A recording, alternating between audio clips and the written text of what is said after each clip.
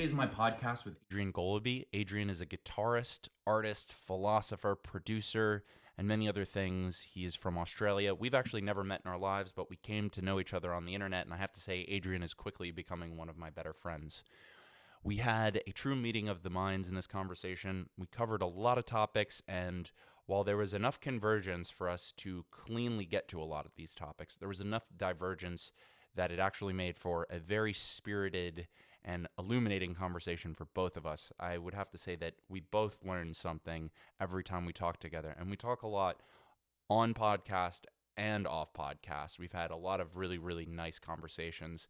Topics today included everything from psychology to physics to philosophy, and to be a little bit more granular, we talked about quantum physics, we talked about evolution, we talked about music, mental illness, diet, so many different things, and it was just a great conversation. So there's no video for this conversation, it's just going to be the audio, but I hope you enjoy it. So here is my wide-ranging conversation with my friend, Adrian Goleby.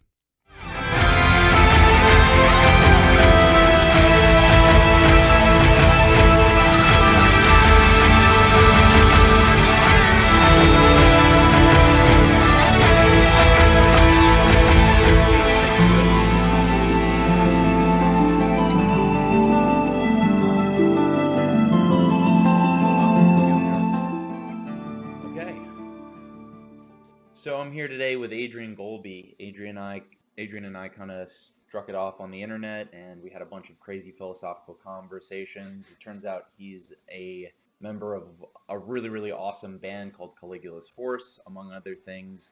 He's a great film producer. He is a budding philosopher, and we're here to talk about music and just have some fun, I think, right? That's probably... I was thinking while we're here we can solve world hunger. Okay. That's on the list. We can walk away with like beauty pageant qualifications. Okay, I see. So I hope that expectations are very high for the podcast, because that is what we're getting done today. I had a couple things to ask you just like right off the bat that have been boiling up that I think would be good for you to talk about real quick. Let's do it. I'm curious as to how you think about your output. You're obviously you're covering a lot of disciplines at this point as a creator and as a producer, and you're wearing a lot of hats. What's going on in your mind that you think that this is all coherent and good? What you thinking? Like, how does that all happen? I would say that over the last 31 years, I've become increasingly more appreciative of how absurd anything can be if you choose to think about it in an absurd way. And I've come from a sort of... Sometimes I think about this baby monkey experiment where they've separated this monkey away from a parent and just given it like a mesh-shaped mother with a breast to feed off. And there was a sort of... that was sort of the parameters of my particular upbringing, with people just a bit despondent and a bit busy.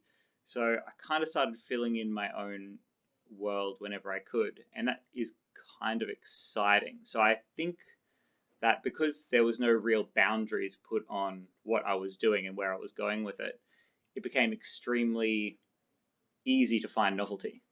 And that's definitely anyone out there who's hearing Terence McKenna words. I'm a bit late to the party with that one, but he was very interested in the idea of novelty. So I'm kind of trying to never do things twice the same way. And in my partner Rachel's words, I truly am making it all up as I go along. I see. I think novelty is actually a really, really interesting concept. Partially just because it's there are certain evolving novelties. Like, for example, we can't really imagine ourselves discovering a completely new tribal people at this point. That would be like the kind of novelty that would make it all over the news, right? Because we seem to have the whole earth kind of mapped out. So it's almost like you're kind of filling holes in there in a way. And then, if you go to a populated city or something like that, they're never impressed by the bands. They're like, we've seen everything. And if you go to like the center of America, they sometimes haven't seen completely everything because there's not as much traffic through those places. So I think that that's interesting. Next question. I've noticed something recently, and I think maybe I've noticed it a little bit more because of you and how our conversation has evolved. But you're obviously someone who pays a lot of attention to detail. I'm definitely going to attach the music video I really, really like, Songs for No One. You can find that below, hopefully. And just to kind of drag out the point, Adrian is also an amazing guitar player, and he has, done things that inspire me to the point where I feel like I have to pull things out of him. So my basic question here is, you have this side of you that's very attentive to detail, I can tell, but now you're getting into like the more broad and speculative type things in the universe, and there's often this dichotomy that's presented between attention to detail and like broad, you know, large scale kind of, um, grand level unifying theory type thinking. It's almost like I perceive that dichotomy. Curiously, do you? To elaborate on that, because that truism, it is what it is. Does that bug you, that one? I hate that one. I really hate that one too. It's so lazy. But I love the opposite. I mean, in fact, most of what I'm looking for is the opposite, because I think the opposite is where ignorance is most likely to be. And for me, ignorance is the ultimate thing to observe. Whether it's people's ignorance, my own, that's a really interesting one as well. And so my particular take on that truism is you don't know what you don't know. And so I didn't know during my sort of ADHD diagnosis that those are symptoms of a neurotransmitter issue. And it got me thinking about small-mindedness as sort of a convenient privilege sometimes, because if you have maybe small is a bit rough, but you know what I'm saying, like a reduced access to information. As soon as I started thinking broadly about what is ADHD and then looking for unifying factors, I kind of found myself thinking, yeah, well, this doesn't make any sense. How is it that this medication that releases dopamine and norepinephrine into my brain is doing anything different from the dopamine and norepinephrine that's already in my brain? What's going on there? It's how does that work? And the more I started looking at it and going, well, shit, I don't know anything about my brain, but I've lived in this my entire life. Well, what would be the benefit of me knowing 1% more? And that turned into 2% much faster than I anticipated, because you address your own ignorance, you address your own cognitive bias, which is really fun, actually. I would say it's almost the privilege of being alive, is going, I'm really wrong about lots of stuff. And then going, if I was 1% less wrong, what would that change? And for me, it changed absolutely everything. And I mean, a little tip of the hat to a psychedelic adventure, but that wasn't a profound adventure. It was just a slow, excited state going, what if you just play in your own brain for a little bit? What do you discover? And it's weird. As an artist, I didn't know I was a particularly playful person. And now I can't help but think of every interaction to be just a little bit playful, especially because, childhood is just a continuum up until the point where you're sitting here as an adult, which just is sexual maturity plus stress. And now people are like, you can't play. And I can't help but think this whole thing is a freaking joke. I mean, thanks, Monty Python. But everything is now hilarious to me, which helps with the mental illness side of things. And in fact, I've decided to coin the term mental thrillness, because it's an adventure when you're just like, today, I suddenly feel like killing myself. That's insane. What a thrill to just be like, I take myself out of the gene pool. And then another day you're fine. And you're just like, when will this roller coaster ever end? And it's not really, it doesn't really matter anyway. Did that answer nothing? I hope so. You answered something. You said something interesting. Do you think ADHD entails some special receptivity to information? Is that what you're saying? Ooh, I think it makes you very prone to forgetting and rediscovering. So there is definitely a benefit to being lost almost all the time. Yeah. Everything's exciting. I think it partially explains. I kind of agree with that. I've also heard it said that people with ADHD have kind of the way they explain it in the psych literature is a hyperfocus. They say that these ADHD types of which I am also one, have, I mean, it's really a paradox. Yeah. Try explaining to like a 12-year-old, the parents of a 12-year-old that, listen, your kid cannot focus on anything. It's just messed up. But sometimes he can really, really just get in there, you know? Yeah, explaining to the It parents. happens to be only when he's playing football, but, like... It's almost The, like the neurotransmitters related to focus go one of two different ways. They either need to calm down or become excited. And those are the two main different types of ADHD I don't anyway. think, maybe it's not excited, it's maybe exploratory in your Oh, view. yeah. I like Maybe that. more exploratory. And I like that explanation. I also think that we have a lot of things that can drive us like on exploratory paths. I don't think it's necessarily like a dichotomy between the the dormant mind and the really, really active mind. Because you can imagine yourself going into a darkened room and letting your thoughts go wild if you're just about anyone with any psychology. That's pretty much going to happen to everyone. So it's clear that everything's deep within the the database at the infrastructural level, and it's well distributed, but it's just maybe there's disconnects time from time. That's why when you feel like you've had a good idea, you feel like you've maybe also tapped into something novel, but also something primal, which is like very centered to you and your existence. Well, yeah, it's interesting that those all the words that you've said have reached a filter to me that I can't help but feel holds something enlightening in itself, which is the idea of subjective information. I was thinking a lot about this, especially after reading Sam Harris's Waking Up. Just such a cool book, especially if you've grown up cynical as fuck about basically everything. And he's just like, hey, here's what happens when you give someone a hemispherectomy where you chop their brain in half, and then you set up an experiment so you can talk to each hemisphere independently, and they give you different answers, and you start going, oh yeah, I mean, of course you would. You have two different hemispheres that are sort of a shit copy of each other, but what we really have, if we're lucky, is the ability to have subjective discourse. We never have an internal monologue. It's always an internal dialogue. And although there are some people who don't have one, so I'll be fascinated to talk to them. But either way, we disagree with ourselves on things. And that is amazing. We can exchange information on a network while we appear to be a node. We appear to be a singularity of a person, but we're exchanging this information between hemispheres, between our limbic system and things like that. And it makes sense that we come up with novelty if we let ourselves appear as kind of a walking dissonance, or in those moments perhaps a walking consonance, to make it more of a musical term, because it has to be.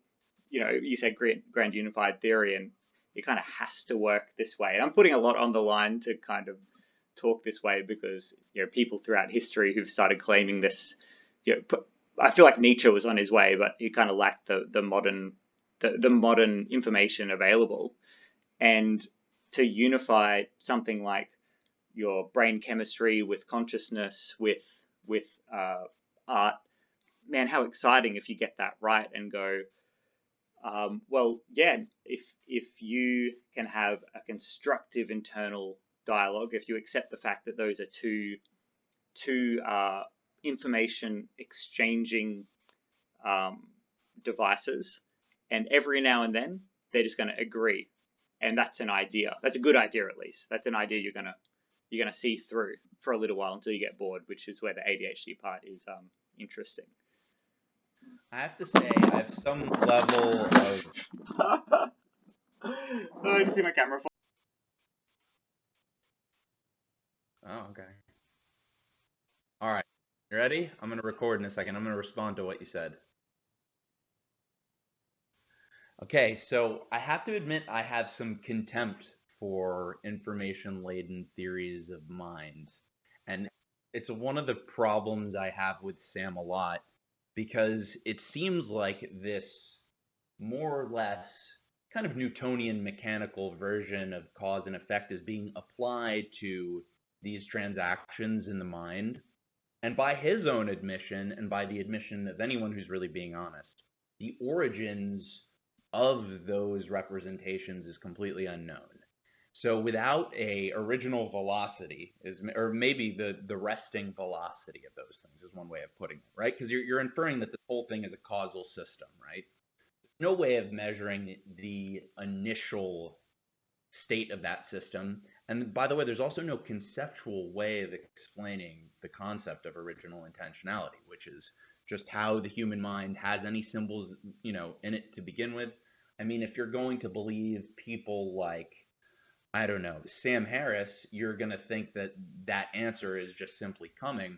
But I think that when you look at someone like Kant, who was talking about the difference between what exists in the human mind and what is a consequence of experience, you understand very quickly that there's a lot of skepticism about our critique of mind.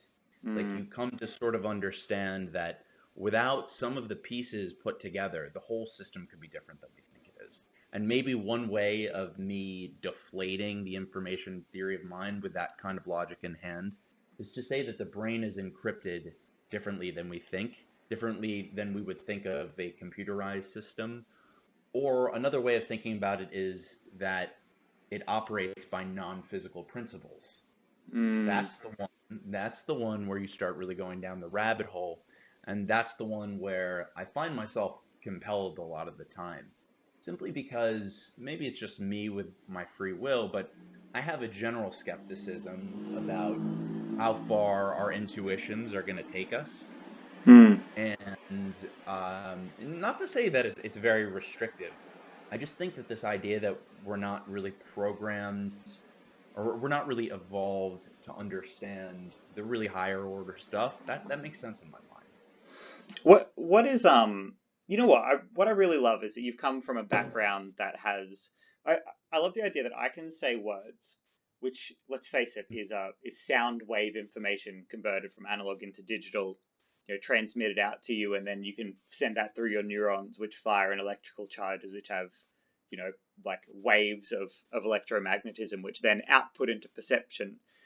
And I love the fact that you can hear a word or hear a series of words from me and say, I've got different information. That's why for me it holds up, because our job is to exchange different ideas.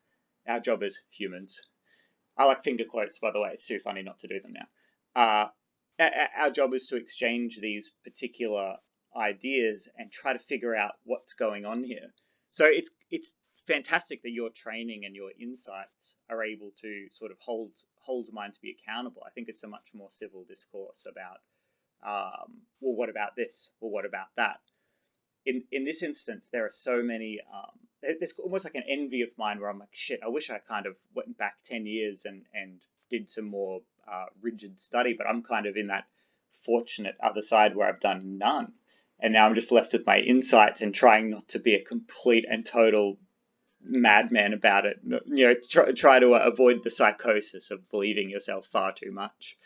So the I would love to talk to Sam Harris about this stuff, but the problem is he has a status that doesn't allow you to participate in the discourse, which is a shame, because you have to climb a hierarchy of kind of an absurd system until you can qualify for it. It's my problem with academia is, like, you're not allowed to participate until you've read the curriculum, and don't get me started on curriculums. But where I'm kind of coming from with information is so fundamental, more so fundamental than what we might consider information to be emergent, that I've simplified my way of thinking down into a binary. Because if computers are natural, which they kind of are to me, I can't think why it wouldn't be natural. There's nothing in it that's not real or not made out of natural exchange of electricity. So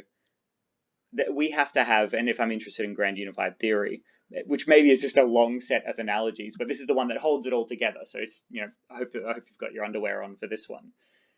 Is that we've got a basic system where you have a wave or you have a particle. I don't like the word particle. I think of it as a packet. And this is why I'm interested in the quantum world, because Newtonian physics clearly only holds up to the point where it is physical. But it seems to me like quantum physics just wants to, like, rub intimately alongside metaphysics and say, like, what if it's all bullshit, guys? What if it's all just, what if it's ephemeral data just coming in little packets? So you've got the quantum world, which is very interested in two states happening at the same time. And two states, of course, happening at the same time seems nuts to us, but we're two states happening at the same time all the time. I'm in the state of digesting and in the state of discussing. There's no doubt to me that I'm in two states right now, but I'm only needing to be conscious of one. It's not to say the other one isn't conscious, it's just your body lacks a language system, which is for the best, because I do not want to hear what it has to say sometimes. It tries, and I think that's what intuition is, just pattern recognition, giving you a feeling that says yes or no, more or less. But I love the idea that waves carry information, packets absorb or deflect information. We can think of this, in the psychology of people who are open-minded. They're like, cool, information, great, I'll think about this. Or closed-minded, where they're just like, you're a moron. And you go, well, that's quite hurtful, isn't it? Why don't you just share in some of my particular information? And information is just a wiggle. It's just let's take a sine wave as an example. We see it come through as this perfect up and down cycle. But when you have it explained to you that it's just a circle delivered over time, you go, wait, it's just a circle delivered over time. Well, a circle to me is a packet. So it's just a packet delivered over time. And when that packet hits into other packets, those packets become fucking hydrogen. That packet becomes helium, because chemistry is just a spectrum.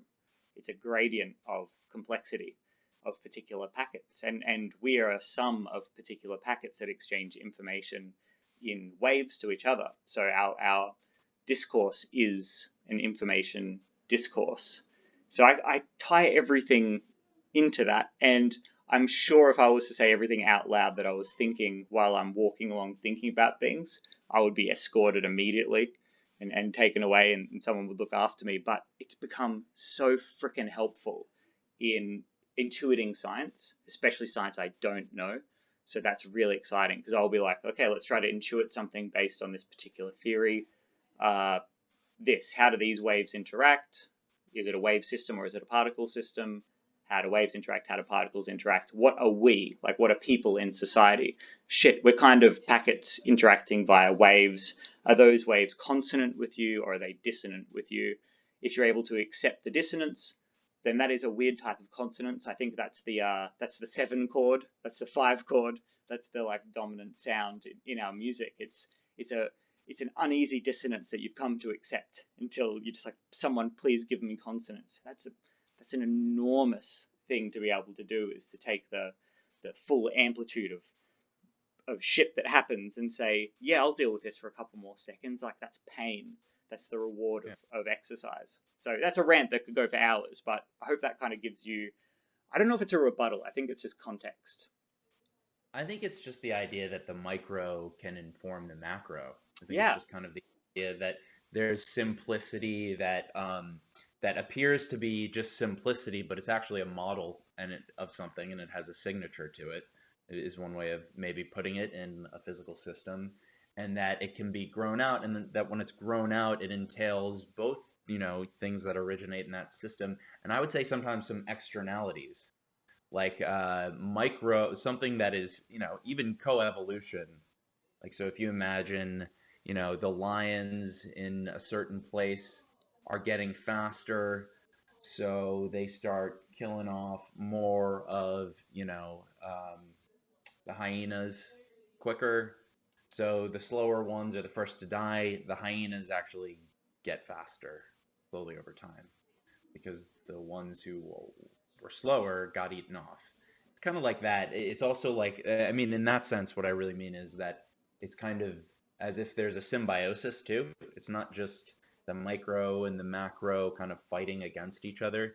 It's the fact that things inform on each other and build each other, which is why I'm very, I don't want to say skeptical, but I just think that even if you conserved all the information in the universe, like you really somehow managed to have everything in like Laplace's demon or something like that.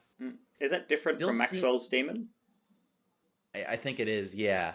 So Laplace's demon is just the creature that can know the location and spin of every single particle, And the thought experiment is, can that being predict the universe well? I think the answer is probably no to that question. This is yeah. So it's the question of entropy, right? It's sort of it's more like reductionism. It's more like reductionism from physics to everything else. Like everything reducing to physics is another way of thinking about it. And Gotcha. what this implies about the human mind is that it fits perfectly into that picture, which would confirm everything that you say, right? That the mind is, I'm not sure if you're a hyper materialist, but if the mind is operating just like all the other matter in the universe is, it responds to the same equations. It's a sort of matter that can be understood and analyzed. And that would give you great predictive powers over a human being. And I find this explanation very uncompelling. I think that there's semantics that are tied up into what we think is what that makes physics not physics, maybe is one way of thinking about it, or means that there are things that we just don't see and grasp readily. And unfortunately, we're applying like very localized information to a very, very large global system. I think it's a bit like being a tiny ass little parasite on like a large planet and learning the first 10 natural laws that you get and using it to inform everything else on the planet. Yeah. At some point you're going to be out of your element, and I think one of the places where that's true is, if we're being completely honest about quantum, it seems like it's a step back in a certain way. It's taken all of this dynamism that's gone along with, causal mechanics and everything Newton really had to say. Gravity kind of got at it, but gravity wasn't enough. That the universe was, or the world was constrained by these very, very, by vector equations and everything else. Mm, This is a smack in the face to it in a lot of ways. mm, It seems like it's more of a reference back to the beginning of all sorts of rational inquiry. It's this sort of presumed interconnection of things, and I admit it's very demonstrable, and I admit readily it's very demonstrable. I bet there's other stuff like that in the universe where we have non-local causality, or we have causality that we don't really know how to explain, which is to me the operative part of asking, whether or not, we have a bunch of different universes. I think about it as probabilistic outcomes, but probabilistic outcomes is everything that the Enlightenment tried to fight against. Everything that science from that period of time strove to do, for the most part, is to delete that. mm.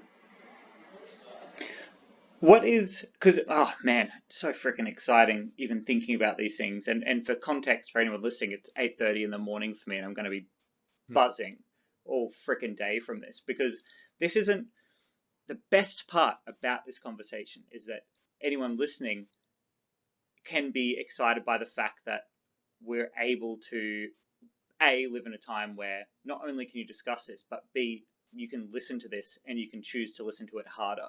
Because everything you're saying, I'm going, hell yeah, Zeke. Like that is not a an opinion based on not having thought about it. That's really exciting to me, because you could be, regardless of right or wrong, you're producing to me that, what I was saying before, you don't know what you don't know. Like, hell yeah, how about I investigate that in my mind and make sure I've covered all bases, like proper discourse should be. What I'm really interested with you is, what is your observation of what is your observation of what's going on around you at all times? I know you've definitely had some interesting relationships with existing, with consciousness and things like that. What is your perception of what's truly going on around you?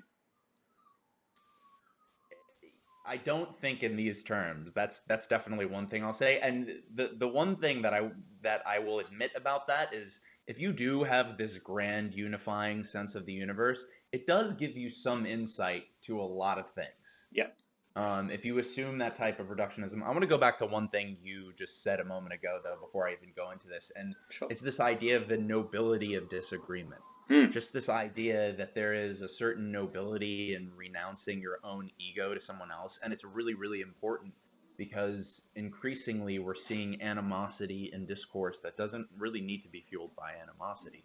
And I think this nobility of disagreement thing is kind of just the idea that you should give the most parsimonious interpretation of the other argument. You should be steel manning it and not straw manning. Agreed. When we straw man another person's argument, we just essentially give the worst version, the worst account. And when you're actually able to inhabit the viewpoint of another person and have empathy, like really look at it, number one, you're going to understand where they're coming from more. But number two, you'll gain keen insight that you can also then use to, continue your point. Because once you understand what someone's been through, you can understand why they have certain biases or superstitions. It was very easy to understand for people 2,500 years ago why they thought they needed to go watch the sacrificial lamb be killed. They thought themselves pious, you know?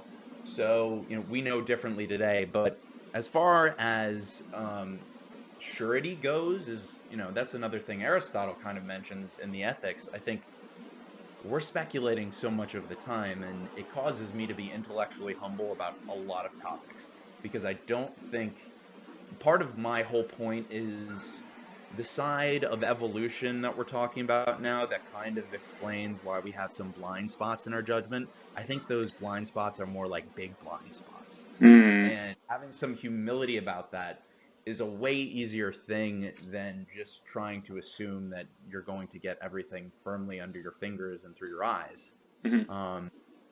So that being said, my perceptions of the universe are relatively unchanged throughout time, to be honest. What I think has changed is the personality that perceives it. I'm sure, my personality has been changed by my environment too. But I really feel much as I did when I was 12 or 13. I think I've done a good job of trying to preserve those elements in my life. And I've gone out of my way to do it. I don't go very far out of my way.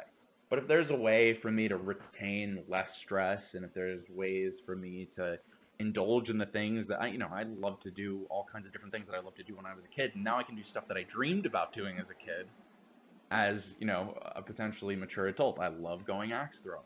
That is just my favorite. But when you're 9, you can't really do that. You get in trouble. I do see a couple of things differently than I used to. And one of the things is I'm really, really persuaded by metaphorical truth. I think metaphorical truth is the key to something in the human experience that might be useful to just the future of all ethics and uniting people.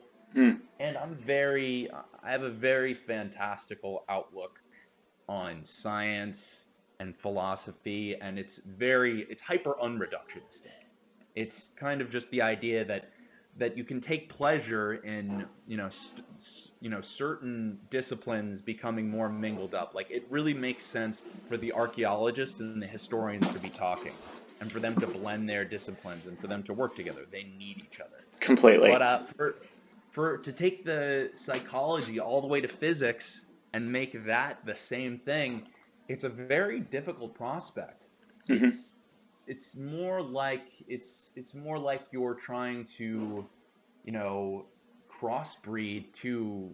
It's almost like you're trying to crossbreed things that are radically incompatible in a way, because everything we know about physics was obtained, everything that we talk about in physics today is like really, really demonstrable. Like, that's why people call it a hard science. Yeah. There's a lot of observational capacity, there's a lot of demonstrability, and in psychology, we find that we're still going through these studies of people. We can't really dig under the hood that much. I think we really, really fail a lot of the time. I think we're getting better, but there's something about the human condition that is going to defy its own condition, I think. Oh, okay. Let me throw some shit at you, because you're gonna love this. So, I completely what I hear when you say it's like the opposite of a reductionist argument. Excuse my shitty phrasing. I got excited in my head and went kind of elsewhere. I completely agree. I'm listening to these lectures from universities all over the world, and they'll be like, "Guess what we did? we got a biologist and a psychologist to talk, and you're just like, why weren't they talking before? What's wrong with you? Oh, well, we do different degrees. What's that got to do with shit? The reason why I'm interested by chemistry is that it's just like, hey, this has one proton, one neutron, one electron, and it's this. Cool, we'll just plus one to everything. Now it's called something else. Well, it doesn't really help me. What is it? It's just more mass, or it's just more charge, or whatever. Oh, well, shit, yeah, of course it is. Oh, but now it's called this. Well, I don't want it to be called that. That's ridiculous. Please stop dividing all these things up. It's been making it hard for me to remember the minutiae that I don't give a shit about. Please just tell me what the spectrum is discussing. I don't care if this note's F or F sharp right now. What is the difference? What does it make me feel? What does it do? Oh, cool. Well, a semitone gives you this. Well, thank you. What do two semitones do? Well, it gives you this. Well, thanks. That's what I'm looking for here. I'm looking for the ratios between things because, man, it pisses me off. School pissed me off because now we're doing maths and now we're doing English. And I'm just like, what if I want to know the English of maths? I understand English better than maths right now, so why can't we do the maths of geography? We're so ready to divide things because we have to. We see things through perceptual singularities of events. So I will continue to perceive my day as the continuum of me up until I go to sleep, and then something weird happens, and then I come back in the morning. And that kind of annoys me, that I am sort of stuck in the circumstance. And like you're saying with physics, it's what you can see and what you can touch, but it's the intuition that actually helps us make things observed. Because observation to me is the difference between information, between the wave and the packet, so to speak.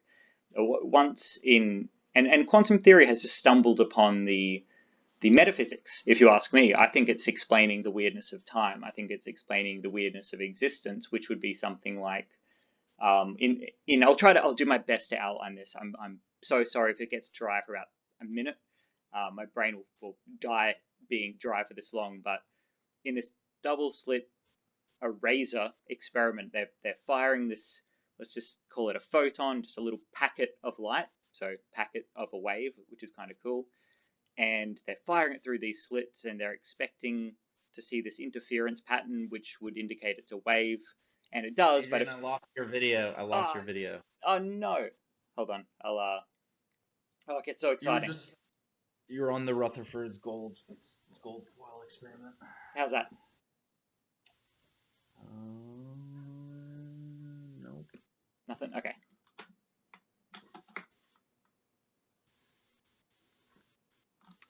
It should be. Oh. Okay, maybe I think my recording is fucking. Okay, now it's working. Go ahead. Oh wait, time out. No. Oh, it's working. Okay, it's off.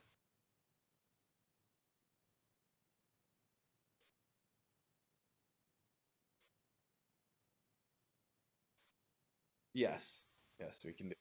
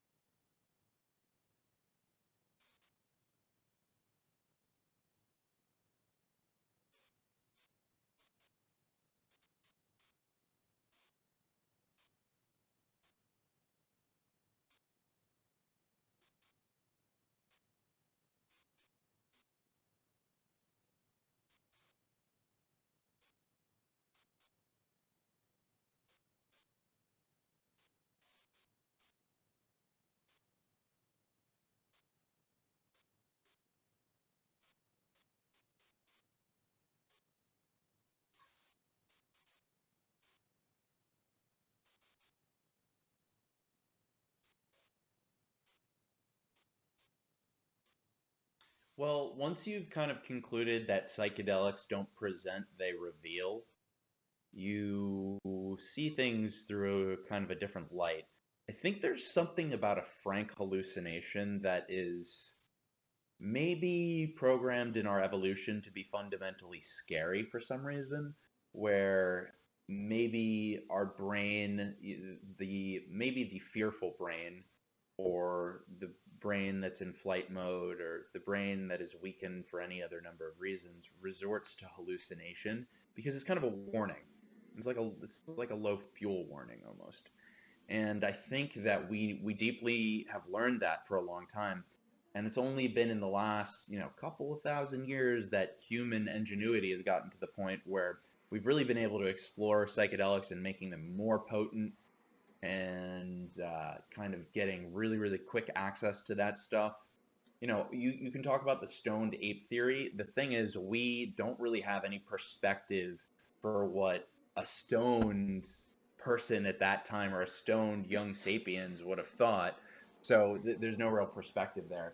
I think that once you've gotten past that and you've really concurred with yourself that everything you're experiencing is truly pharmacologically induced and that it does not represent reality in a way that is prescient and it's not predictive of anything necessarily, and that it's not a veridical experience of reality, you end up going to this place that is a little bit more brave, a little bit more accepting of the task in front of you.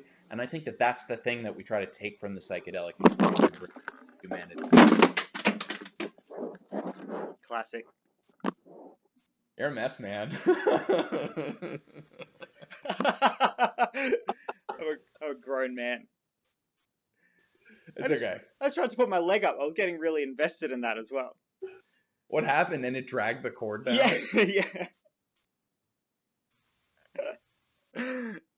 Please continue. We haven't even talked about the Caligula's horse show, dude. Oh yeah. Okay, should we do that? I'm let's talk so about excited. I'm bringing down the house. Literally. Are you doing this on purpose? It would be genius if I was that good of an actor. I'm not that good of an actor. It's the circumstances of 6 months of stress leading up to the show. Oh, okay. That's what I thought. So do you not want to talk about it?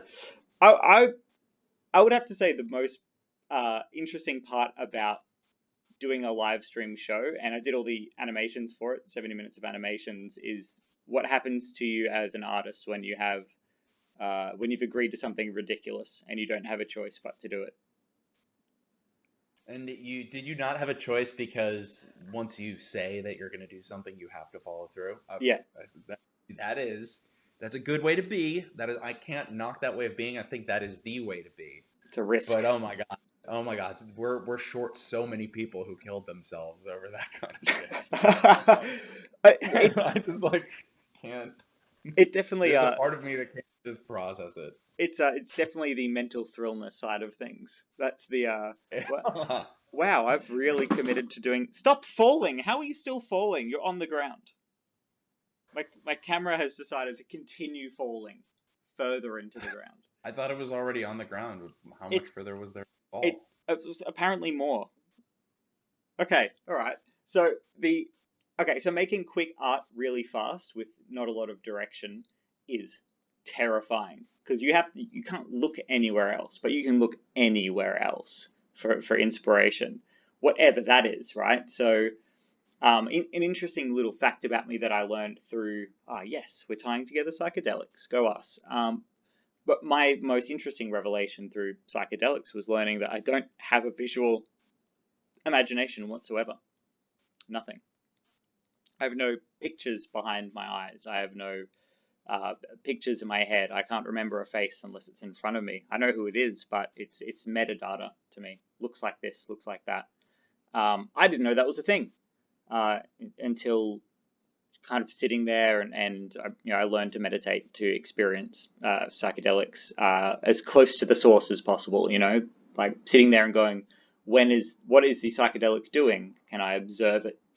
Can I observe it happening? Can I observe the experience of my default mode network in my brain, which holds my opinions about things, dissolve and basically regress to a sort of a childlike innocence about whatever happens around me, seeing the world as fictitious. So I felt that in such accuracy that I was surprised to notice many things. One of which was I closed my eyes for a moment and I saw this very faint outline of something, and that was weird.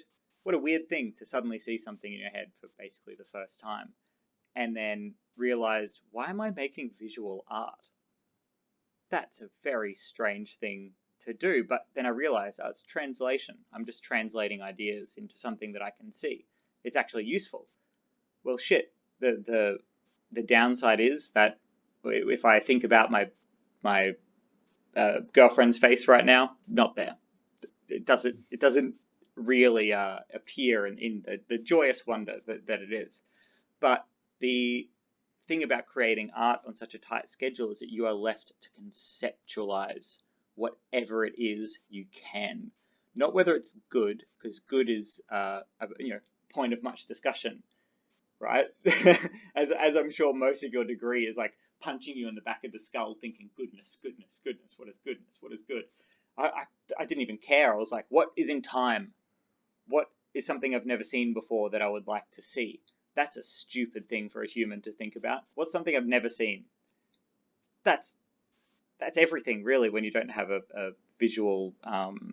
It's called aphantasia, for anyone listening who is thinking, hey, that sounds weirdly familiar, and not the people who are thinking that sounds like horse shit, this is not for you. The experience of that while making art is actually awesome, because you go, oh, that's what that would look like if I got these assets and arranged it in a circle and made it pulse in time with a bass drum. Oh yeah, that is exactly how it was going to look. It's not how I imagined, it's more how I conceptualized. And that allows you to have an experience with your mind that is constantly novel, and you are constantly ignorant of it until you press that render button and you sit there and you cross your fingers and say, let's hope this wasn't for nothing, because I can only re-render this one more time, otherwise I'm going to be over the deadline. And if anyone who watched the live stream was like, what animations? Then I was also thinking the same thing when I watched it back and went, shit, you can't really see them.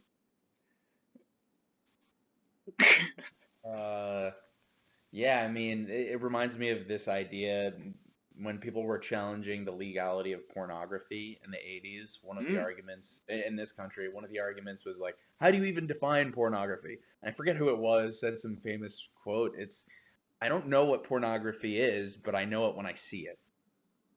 And it's like this interesting idea that like sometimes you don't know exactly what your brain has in mind until it's right in front of you, and then there's this sensation of, oh yeah, that's what I was always thinking about.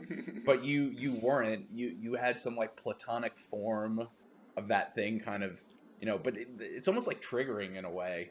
But I think that maybe sometimes in the creative process, especially, it is sort of like you have some kind of signaler, and then you're like the articulator of the signal almost. And yes. Right? And then like it's kind of like the signaler, signaler did something different, or the signaler is hungover, or I don't know. It's something like that.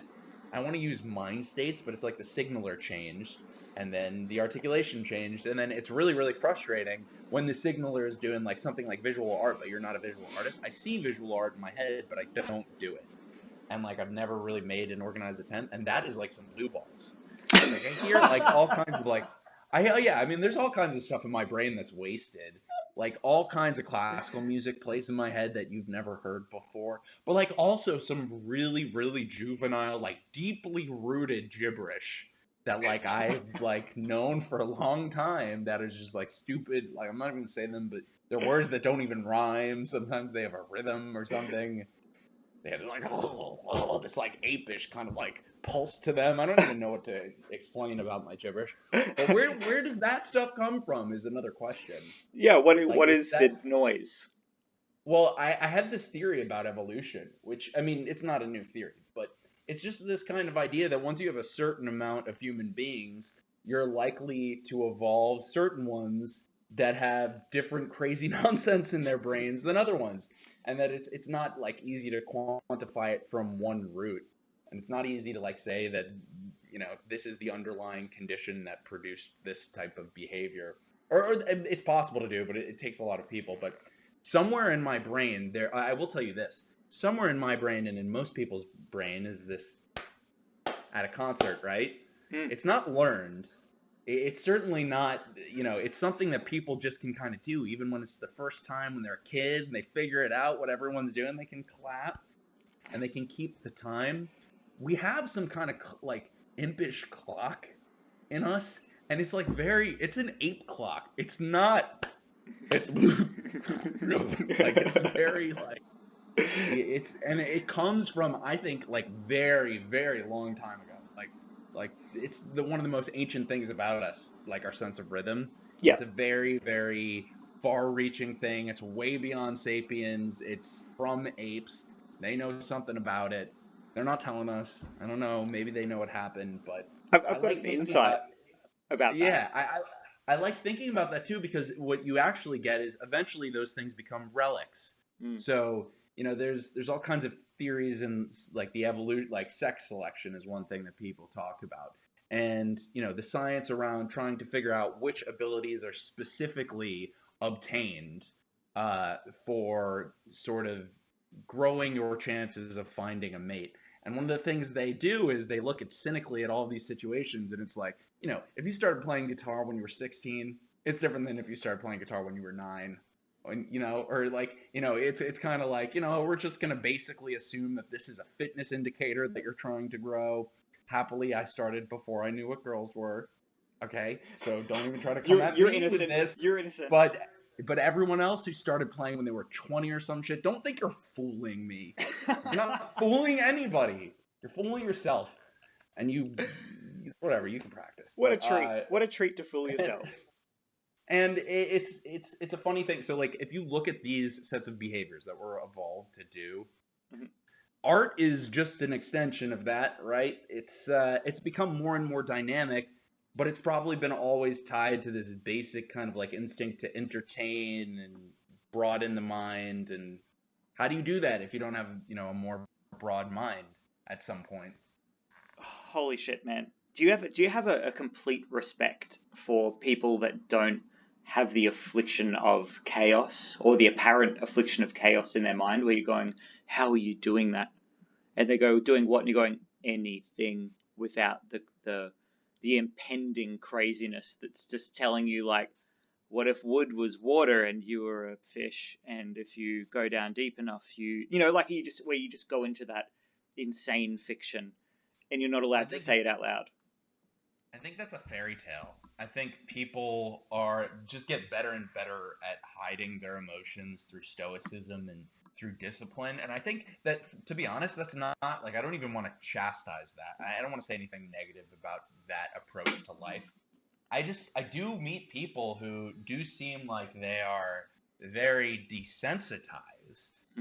But I also sense that if we were in a situation that required a lot of sense, wouldn't be long till they started showing some of it. Yeah. And I think it's interesting that we call someone sensitive when they're sort of being emotional. It's like we're saying you're being too monitoring of the input, but that's not what we're actually saying. We're actually telling that person, you're interpreting all this information wrong, and you're being way too sensitive. But I mean, that is to me a total misnomer, to be honest. Yeah. Sensitivity is what is on the trigger. Like, what is it a hair trigger, or is it something you got to work for to trigger? But because it's interesting that the chastisation is the opposite for me. I'm thinking I have like a deep respect for people who are keeping this sort of veneer of responsible society. Oh, that's going. what I mean. I agree. Yeah. I agree. Yeah. I 100% agree. And I think that there is very good reason to suspect that that's a good way of being sociable. And I think that that's a good way of making friends, because one of the things you can talk to, people complain a lot about, is if they have a friend who's like constantly being negative or constantly being over emotional. This is like a strong predictor for, getting divorced, for not being able to have friends. I mean, just this constant need to like put bad energy out in the universe it's no good. And when you try to call it out, unfortunately, now we're calling that toxic masculinity is maybe one of the ways it gets called, sometimes more aggressively, but I would call it more like stoicism. And I think that those ideas are not selfish ideas. They're actually they are add-ons to the software. They are updates to the software version that didn't exist a long time ago that allows us to actually be more sociable and build better and less toxic relationships. And not to mention, we've got this mechanism. I love the term wetware for the brain. We've got this ancient wetware that will do certain things towards certain shapes. Like we will see things that look like eyes, and now it is a person in the bushes. We are prone to knowing what we don't know as well. We are prone to making something simple, and that's a big problem because it turns out that things can't be as simple as we need them to be to make sense of to continue our existence. But when it comes to toxic masculinity, I think it's interesting, like not being raised with a father figure at all. Well, sort of, not a one that did much, but the toxic part is when they can't look at themselves honestly and say, I kind of crave the intimacy of the feminine. Like, I kind of need a hug, and I'm not allowed to tell any guys that. And, Rach is telling me, like, yeah, girls will just sleep in the same bed and have a little cuddle. I'm like, you're allowed to do that? It's like, yeah, you can walk down the street and hold hands. It's totally fine. Like, you can't do that with a guy. You can't risk being intimate. That, like, the toxic part is when you can't risk being feminine at all. Yeah, that I'm never gonna say that there should never be a moment for that. I'm more just, I think something interesting about what you just said is you say that there are things that we think we know, but that we don't know about people. I also think there's stuff that it's sort of true, and it went into your point nicely, but there's also stuff that we do know that we don't know. Like, and let me explain that. There's stuff that's deeply rooted in the nature of evolution that are truths that we know, but we couldn't tell them if you tried to prompt them from us. Just like you sort of said, like I said, you don't know it, but you know it when you see it. There's stuff that's deeply rooted, and this is an experience. It's an experience machine, but it's dictated to its contents are dictated by the information from the previous generations and what worked and what didn't. So we do have like a series of things that are subconscious. That's one way of thinking about it. But it's bigger than that. It's not just that there's a subconscious. It's that there's a mechanism by which things enter the subconscious, and that there's ideas around what will produce human characteristics that have longevity and high reproducibility, and the things that are going to get you extinct in this generation. And that's when you start realizing that. You start realizing that truth is a much more complicated issue than right or wrong, or even necessarily rational introspection, because again, this whole game we've been playing the last 500 years about using, maybe more recently, about using observation to kind of completely determine ultimate truths, it just might not be the explanation we're looking for to explain everything. It might be that the aliens would come to Earth and sort of say, hey, we see your mathematics, that's cool, we were doing that, 100 million generations ago. We have this other way we do it now. It's, it gives us better predictive capacity. Like that explanation of things would not surprise me at all. Yeah. And I think it's the thing that sort of intimidates scientists, because it's a very scary idea, because like I think a lot of scientists, young scientists specifically, are they're seduced by this notion of truth that you've presented, which is this clean reductionist view of the universe, and that pursuing that has a certain kind of exploratory quotient that is amazing. And I agree with that. I'm not against that project. I'm just skeptical.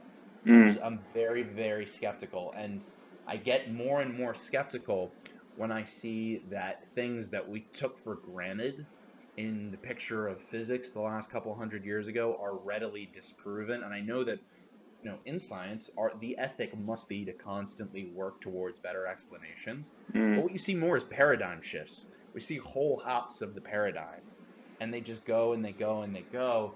And seems like the one factor that causes the paradigms to shift is the underlying issues that we have in either pursuing the right experiments or being able to really administer experiments in ways that are veridical of reality and don't use too much instrumentation or speculation. I think the big question for the sciences right now is like, which questions are worth asking? Mm. Which You question? know, Yeah. Who can be the most cynical scientist is actually kind of useful. That's why David well, Deutsch how is about interesting. how about more like this whole dance we're trying to do with outer space? Mm. Is it really incumbent on humans to go exploring space right now, or are there issues on Earth that should be solved? It seems like the scientific camp is squarely in this let's go kind of version of things. And it seems like they're not being constrained by what the realities on the ground are, which are that we have a planet that is in some distress, that has suffered a great deal in the last 1,000 years. It seemed like everyone wanted to kill each other in the last century. Is this a project we're serious about expanding? It might be. I think it might be. But what does that look like? What does a plan for doing that look like? How do we make sure that doing something in that direction doesn't get us all killed? I mean, these are serious questions that I would have for the Elon Musks of the world who think that this is now, that space is this great new frontier. It may be, but the Earth is an important place too. It's the same frontier to me. If aliens are coming to sort of have any sort of meaningful interaction, there's one thing that I know for certain, which is they experience time. In which case, how do they perceive it is of the highest interest to me. Like, how is the emergence of that leading to the ability to communicate? That is a thing that unifies a lot of my thoughts. And for what it's worth, because I know that we probably have like 8 hours worth of content to go over, and hopefully we can do that as time progresses. Can I sort of give you like a sort of a conclusive idea that I think listeners might find really engaging, Yes, of course.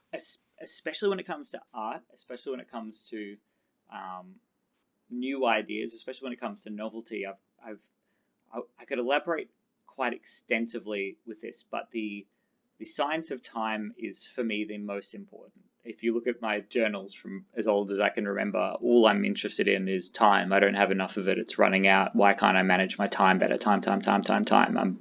We're all addicted to it. Otherwise, we wouldn't be here. And the the shortest answer that I have, and to sort of give it a sort of a deification, because that's fun. That's how humans like to learn and to perceive.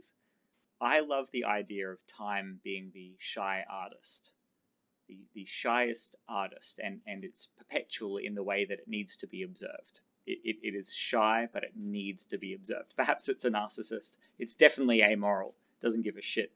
It just needs to be observed. We win because we have clocks and we can base our life around them, and that's freaking awesome. They're not the most accurate things, but we're able to observe time even on a human level. Perhaps not on the time level, but time is shy. It can never be seen, because if you were to see it, you would be traveling at the speed of light and your organs wouldn't be working. That's no good. Can't do that. But it wants you to experience the expression of it, and that is a unifying characteristic, which is once we express time in whatever way we can. I mean, whatever way we can just means being alive for as long as we can be. That's why we're afraid to die. You no longer experience time as far as we know. You can't experience novelty. You can't experience randomness. You can't experience dopamine, oh sweet dopamine. So the idea that you've got this shy artist that's trying to express novelty, and we just happen to be one of those things, is the ultimate, I think, for me, like a panacea for the discontentment of existing, in such a way that if we are random expressions of time that we can never see, as long as you can try to feel it and not see it, you might just have goosebumps, and that might just be enough. Like I think any billionaire on a deathbed might give $1 billion to be able to feel goosebumps one more time, to experience it, to experience like a prickle of sensation when you're about to die, when you're in a life-ending event, when you're in a moment of complete and utter awareness of your mortality. Your skin prickles. It is the closest you can get to time without getting burnt. It's the closest you can get to the sun without becoming Icarus. And I think that's the most unifying thing that we really all have.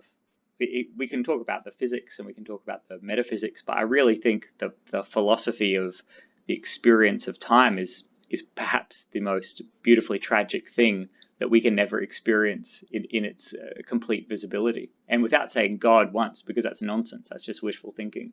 It's totally amoral, without a doubt. Proof being, of course, basically everything is fucked. No matter what at the end, it's all fucked.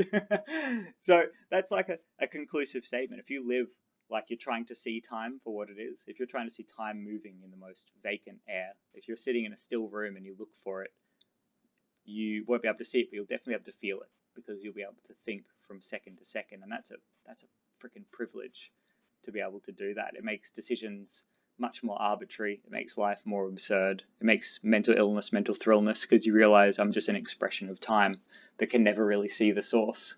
And for me, that was that realization felt like peeking behind the curtain for a second, and I felt very naughty. Like, oh, that makes way more sense. How does that sit with you for a concluding sort of statement? Yeah, I like that. I like kind of the idea also of just kind of time being, as a concept, being, maybe it's just more that it's something more rare about the universe to understand. Maybe it's just the truth about time is in shorter supply for some reason in what we perceive in life. But I definitely get the sense that, we have this very strange way of reducing time to lifespans, which is ridiculous. We have this silly way of thinking that it's the decay of carbon-13. And I think that when we have these very cynical kind of physical explanations for why time goes forward, it's totally lost in translation, everything that you just essentially expressed, which is that the past is, in some ways impossible to feel, and so is the future, and then what the present is just an externality. It just seems like there's, it's very difficult for us to come up with a coherent idea of what a theory of time even would be, because it seems like it's a semantical idea, in some ways. But I like everything you just said, and I also feel like the moment of, just to one thing you just said, the moment of kind of realizing your mortality is very, I think it has the effect it has because there's somewhere in your brain that wonders what happens when you die. And that's a sequence. One moment you're going to be alive, and the next second, effectively, you will be dead. That is very powerful in informing how you think of time and how you think of the relationship between one thing becoming another thing. Do you think upon a realization like that, things get simpler or more existential in a bad way? I think that one of the realizations of your mortality, it results in more speculation about what happens when you die. But if you come to something you're comfortable believing, something that makes sense and it is adding up in your mind, it seems like that.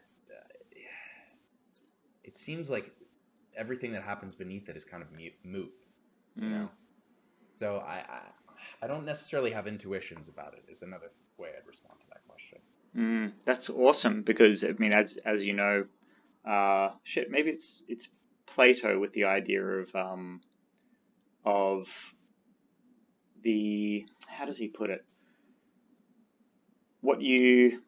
I'm going to butcher it. Stupid fucking memory. Intuition is really the word here. Intuition is pattern recognition over time. Over time being the operative sort of function of that. I really think that, in your world, you've come from studying philosophy. That's really lucky, because that gives you a framework for decisions that are outside of your experience. Someone's injected philosophy into you. You can choose to regard it or disregard it. I think, and especially for the listeners, for what they do and don't agree with, it's actually irrelevant. The fact that they're able to contemplate someone else's contemplations is lucky. And if they can empathize with the fact that it works for you, and the shame is that, the time I've spent talking to you is greatly. Hey, wait. I don't know if it works for me. Yeah, exactly. Right? There's too, I don't know if it works for me. I have to say, like, there are problems, there are big problems. Oh, in the ones you've studied? Just like in applying philosophy to life, one thing that Aristotle says that I love that he says is he admits that ethics are not practical, they're speculative. And that resonates with me because I don't see any good outside of God putting ethics into a scientific category of like very understandable kind of premises and conclusions. Not easy, like probably impossible. So there's like it's comical.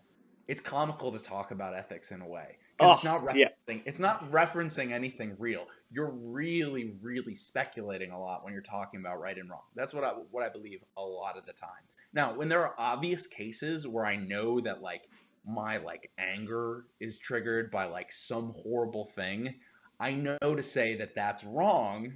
Yeah. But like I don't even know what I'm saying with that. I'm just saying I'm really angry about that, and I think no other human being should ever be able to do that.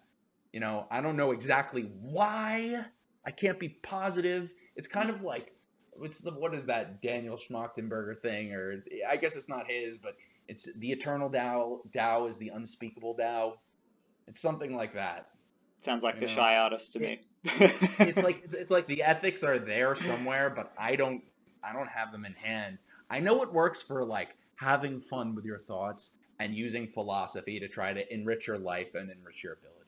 So that is working out. The field of game theory is worth investigating for that crossover of philosophy and sociology into game theory, which also explains a lot of evolution and biology in gamified terms. Is there a winner or a loser? That part is definitely you could call it subjective, but it's the ability to enact your power. It would be who wins the game in any particular interaction, where there is something on the line, and of course, survival is the thing that's on the line. Or it's a zero sum game.